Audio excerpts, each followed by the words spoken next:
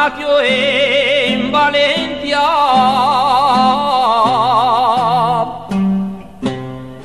y se crió en Aragón,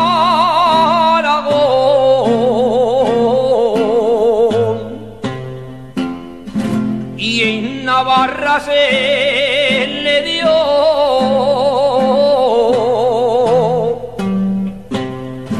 sentimiento y corazón,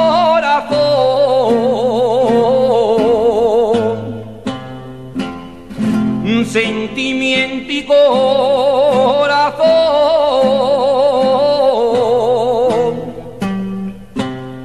La Jota nació en Valencia